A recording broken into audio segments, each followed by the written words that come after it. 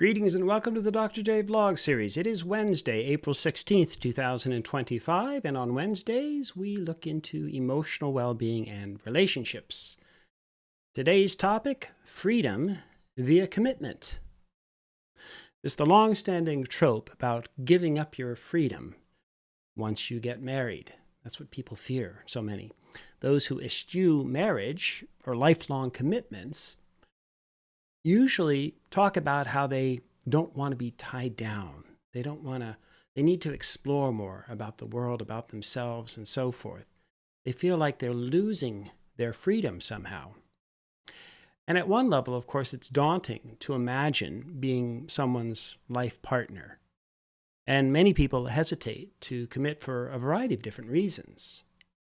And I certainly used to count myself among them. Most importantly, if you feel like you're giving up your freedom to be in a relationship or to get married, then that's probably not the one you should be involved in. Maybe you should consider or reconsider that specific relationship. Your relationship or your marriage, whatever the case may be, almost certainly will be fraught with tension and struggle if you feel like you've had to make some kind of a sacrifice and give up your freedom, if you frame it that way, to be in the relationship. And you'll be fighting with yourself and or almost certainly with each other over commitments, over obligations and compromises and much more. And even if your partner's quite reasonable, you may be stuck in a certain mode of thinking where you'll constantly sort of go back to the idea that this relationship's a struggle. It's hard. Don't misunderstand me. Relationships can be hard and a struggle in the sense that we have to work at them. But I'm talking about in that deeper sense of feeling like the walls are closing in, feeling like you've given up your freedom or key parts of yourself, or you've given up your dreams, however you want to frame the issue. So in contrast, those who have been happily married or happily involved in long-term relationships, they probably already know what I'm going to say, or the key theme of today's vlog. And that is, in particular, that if you really want to experience freedom, you have to have commitment. In other words, freedom via commitment sets us apart in our relationship. And that's the deepest sense in which one can actually truly be free. That freedom that we experience through that deep, lifelong commitment to a partner and or more generally to a family or a community or a faith or all of the above. So what does that really mean? Well, consider marriage, again, or life with your intimate partner. Have you found the right one or the person that you want to stay with no matter what? Yeah, there's always the possibility of some incredible person coming along in our lives.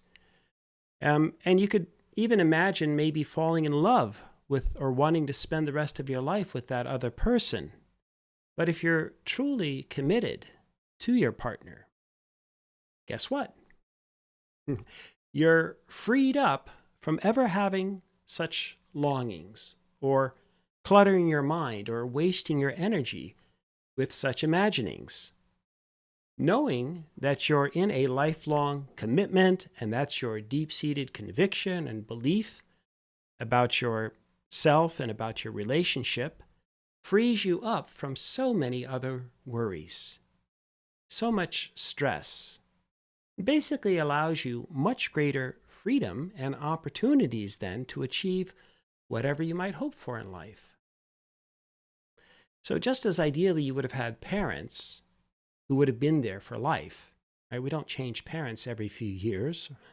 And some people might want to, but the point is if you've had a healthy relationship with your parents and they've always been in your corner, again, there's a certain comfort in knowing that someone has your back, has your best interests at heart, and loves you unconditionally.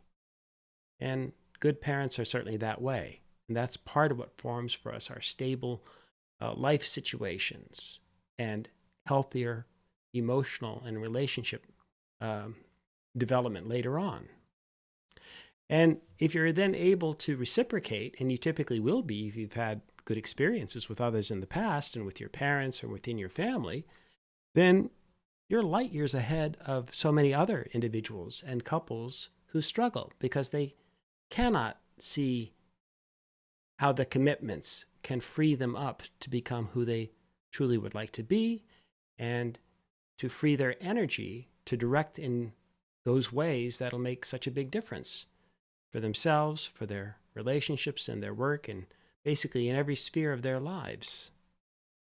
So when we say that our relationships are solid as rock or like granite, what are we really saying?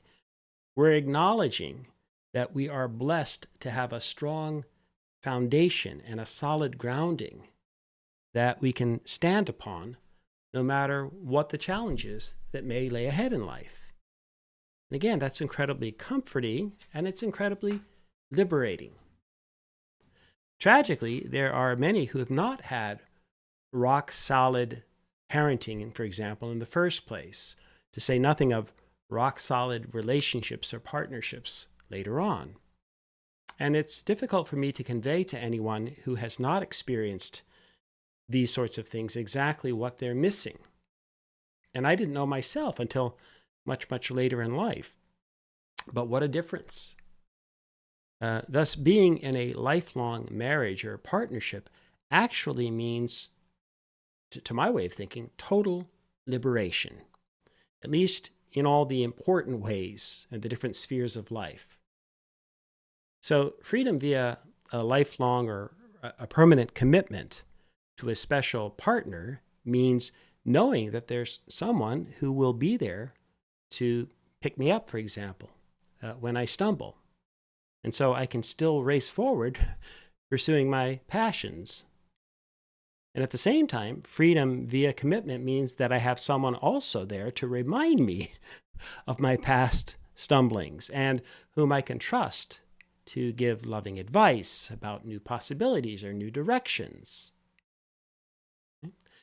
Freedom via commitment means I have far more energy that I can direct towards what's important in life. Again, so that I don't have to waste time and energy on all those moments, those what-if moments, or maybe there's something better out there, or, gee, have I considered these other options? Well, no, within the context of the relationship, it's well defined what those limits and those boundaries are, and this gives you the freedom then to direct your energies in the most important ways that you deem necessary or vital, or simply want to pursue. And so freedom via commitment also means, in my view, that I'm constantly motivated to be a better person. Just like, well, hopefully most of us, when we focused our energies at being better people if we became parents, or once we became parents, because we wanted to become the best parents we could be, or most of us, wanted to be, at least aspired to be. We didn't always succeed in that regard, but we aspired to be, right? We hoped that somehow our children would motivate us to be the better people that we knew we could be. So again, I'm not saying that's universal, but for many of us, that's the way we felt. And then I've always felt too that that freedom via commitment also means that I also want to be, or I'll always be motivated to be a better teacher, a better professor to my students, right? We have that bond, we have that commitment. And freedom via commitment means I'm always motivated too then to be a better husband or and life partner. And so that's kind of a win-win situation too. Because as I'm trying to become a better person, I'm generally happier through those efforts. And as I struggle to be a better partner at times, and then usually eventually succeed, I'm also sharing happiness and joy and positivity with my life partner, okay? And if I'm giving my partner the best of myself and what I have to offer, then they're almost certainly going to be happier too. Again, that's not to say we aren't individually going to struggle or even as a couple at times, but it's the freedom via the commitment that makes all the difference. Because then we know we're bonded and we're working towards that common goal. Okay? We have individual goals that we can support each other, but we also have common goals. And so, as I say, even though life's going to throw curves our way, right? We're going to have to deal with some, negative outcomes and negative occurrences from time to time. But it's so much more liberating knowing that we have someone that who can support us no matter what happens, and vice versa. Okay? And then, freedom via commitment means that I do feel the need at times to be able to take a hike or to get away from things, to regain focus or balance or whatever. But what that freedom means is that I'll know I'll always have a home to come back to as well, right? Someone to return to, someone to be with, someone to share, both the good and the bad down the road. So again, a good, healthy relationship and true freedom within that relationship should allow one or the other partner from time to time to have to maybe take a little bit of time alone. Okay? Now, again, that can mean so many different things. Let's not take it to the nth degree, but there are going to be times where we need a little bit of space even within a relationship. But knowing that you've got that lifelong commitment affords you that opportunity and that freedom to maybe from time to time take a few moments. And so, again, and then freedom via commitment means opening ourselves up to being able to tap into that love and that creativity that at times may have lain dormant or hidden because of past traumas or struggles or whatever. It's not that our partner becomes our therapist. That's not their responsibility, beyond perhaps being a good listener, an active listener, a supportive listener, but rather it's the freedom to literally be ourselves and to continue our pathways towards becoming the better people that we'd ultimately like to be. And these same principles, I think, apply to our work and our families more generally, to our faith commitments and so forth. So in other words, if we feel connected to what we do for a living, or in terms of our faith commitments, then these connections afford us the freedom and the opportunity to live and think and love in much more open and creative ways. How so? Again, by allowing us to be much more energized and creative within the boundaries of the cultural frameworks in which we're immersed. So think of it this way. Think about if you're actually playing a game of some kind or competing in a sport, you're playing with a ball. So you've got a basketball or any ball, whatever the thing is that you hope to do. And if there are no rules and there are no boundaries, then you're basically free to do anything with that ball. But then there's also no real game that's going to necessarily emerge either, at least if you can't get everybody else to agree to establish some rules and some boundaries. So no rules, no boundaries, no expectations. All of that leads to basically a meaningless, never-ending series of pursuits, individual pursuits, seeking the immediacy of the gratification or whatever rewards that may come from that immediate, almost at times self-centered pursuit. And that, I can tell you, and you've probably experienced this too, tends to lead to a lack of connectedness, a lack of fulfillment, and usually misery, quite frankly. So freedom via commitment solves all of these problems then by establishing a set of rules and boundaries and mutual expectations. So yes, there's a certain imprisonment, if you will, associated with our historical our locations, our languages, and the societies into which we're born. But at the same time, we cannot exercise agency and be freed up to pursue much of anything without having this kind of cultural scaffolding there to support us. And that's why we need people in our lives, but especially if we either have a strong family system, and again, that would be one aspiration for most of us, or the support of some kind of a faith system or another, and or the support of a special someone, an intimate partner. In my case, a marriage partner. Okay? And so if we lack these things in our lives, then living a healthy and meaningful and fulfilling life tends to be much more difficult. So in short, I've never felt as free in my life as I have in the last several years. I've been blessed to have lifelong commitments to my soulmate, my life partner, to my family, and to my work, and even to my faith as well. And that's allowed me to be the best version of myself. And it's allowed me to do things that I never would have had the courage to try otherwise. Most obviously, and from a purely personal standpoint, it's allowed me the freedom then to put out my first record album. And it's allowed me the freedom to put out the books that I've been writing. So again, it's a very personal, selfish set of pursuits, but it's a way of expressing that creativity, having the confidence, having the courage to be able to do that. And why do I have that?